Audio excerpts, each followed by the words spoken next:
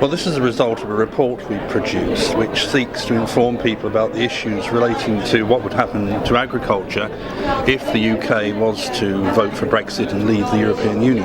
Well, there are a lot of complexities and uncertainties. It's difficult to predict everything, but we think that some of the existing subsidies would be under threat.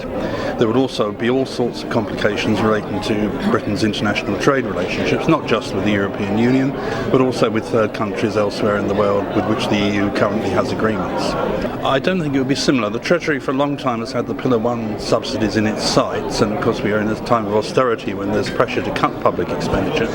So I think the subsidies wouldn't disappear overnight, but I think the Pillar 1 subsidies would probably be phased out over something like a 5-year period.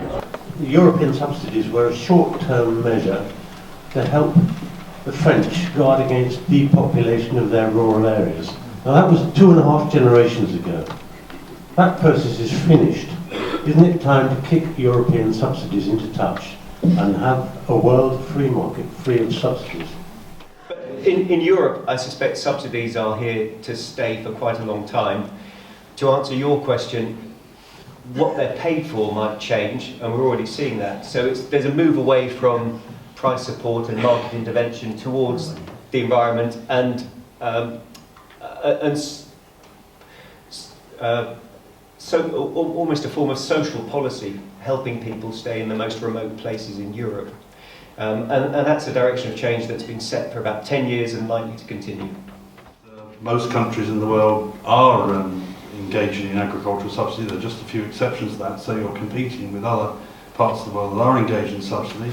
We've had reference to the way in which volatility and increasing volatility affects farmers, and they need some protection from that.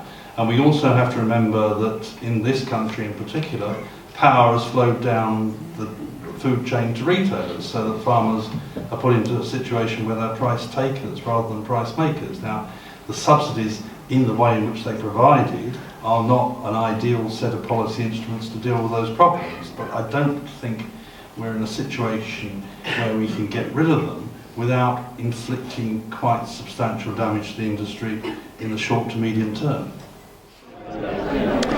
Well, obviously farmers have to make their own individual decisions. It's difficult to see very clear benefits to the industry.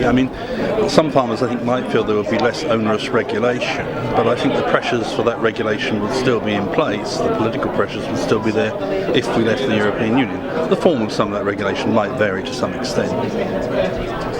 Shall we stay in or shall we go out? My name is Fiona MacDonald. I'll be your chair tonight.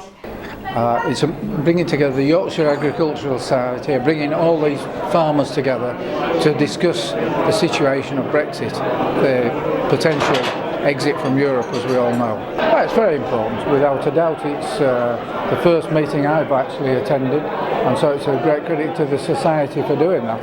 And to hear other people's opinions and thoughts on the situation.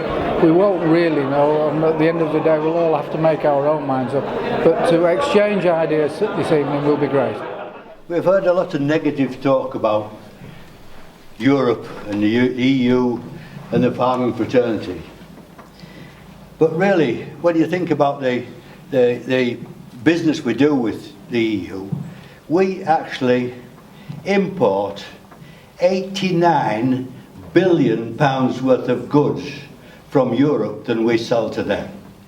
Now, they're not going to bloody argue about our wanting to sell something to them if they need us more than we need them. So let's have a little bit more of positive attitude to the EU and the exit of EU.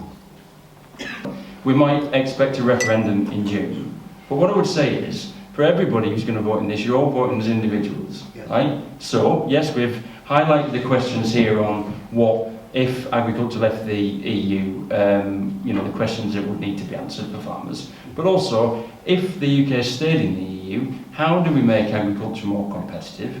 And this is part of the renegotiation as well, how do we make sure that the CAP is a common policy when we've got different systems across the different member states? That's a key question that you need to ask. How do we have better regulation, and how do we make sure that decisions are based on science? So I think there's some key questions on all sides, and it's just something that I want people to take away from it.